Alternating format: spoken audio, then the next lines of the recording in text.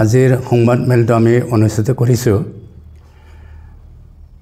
যোৱা 14 মাৰ্চত ওদালগুৰি জিলা প্ৰশাসনৰ অনুমতি সাপেক্ষে আমি ওদালগুৰি জিলা খ্ৰীষ্টান কোঅৰ্ডিনেশ্যন কমিটিয়ে এখন প্ৰাৰ্থনা সভা আয়োজন কৰিছিলোঁ আৰু এই প্ৰাৰ্থনা সভাৰ উদ্দেশ্য আছিল দেশৰ শান্তি ঐক্য আৰু পৰস্পৰৰ মাজত শান্তি সম্প্ৰীতি ৰক্ষাৰ্থে আৰু সেই 14 তাৰিখৰ যিটো প্ৰাৰ্থনা সভা সেই সভাত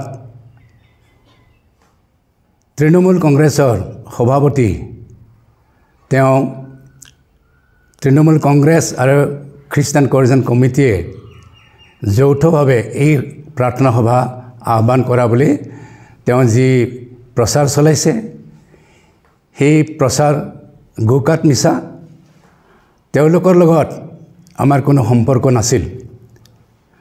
তৃণমূল কংগ্ৰেছ আৰু খ্ৰীষ্টান কোঅৰ্ডিনেশ্যন কমিটি দুটা বেলেগ সংগঠন আমি আমাৰ খ্ৰীষ্টান কোঅৰ্ডিনেশ্যন কমিটি সদায় অৰাজনৈতিক সংগঠন আমি কোনো ৰাজনৈতিকভাৱে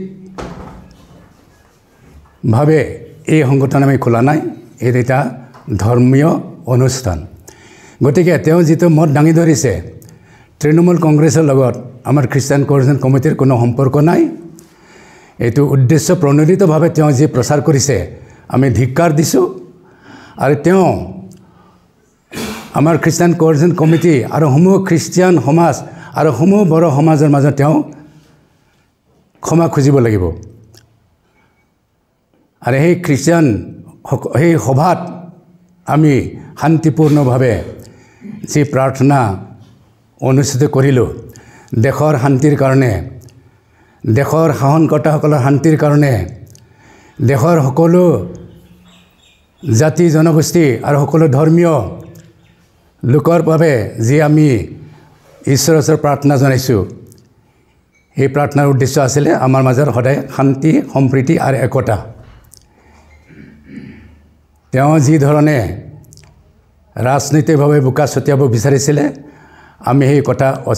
মানি ল'ব নোৱাৰোঁ আমি ধিক্কাৰ দিছোঁ আমি কোনো প্ৰকাৰে কোনো ৰাজনৈতিক সংগঠনৰ লগত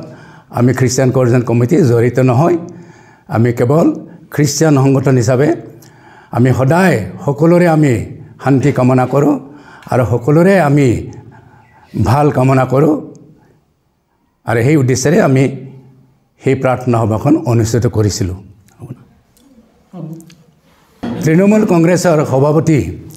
তেওঁ যে আজি আমাৰ খ্ৰীষ্টিয়ান কোঅৰ্ডিনেশ্যন কমিটিৰ আলোচনাত আহি ক্ষমা খুজিলে আমি মানৱতাৰ খাতিৰত আৰু আমাৰ সমাজৰ যিটো ক্ষমাই ডাঙৰ বস্তু সেইকাৰণে আমি তেওঁক ক্ষমা দিছোঁ কিন্তু অদূৰ ভৱিষ্যতে যাতে তেওঁ এই ভুল আৰু কোনোদিনে নকৰে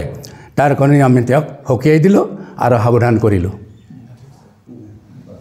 মাছ প্ৰেয়াৰ প্ৰগ্ৰামত আগত তৃণমূল কংগ্ৰেছৰ লগত কিবা আলোচনা তেনেকুৱা হৈছিলে নেকি যিহেতু তেওঁ এজন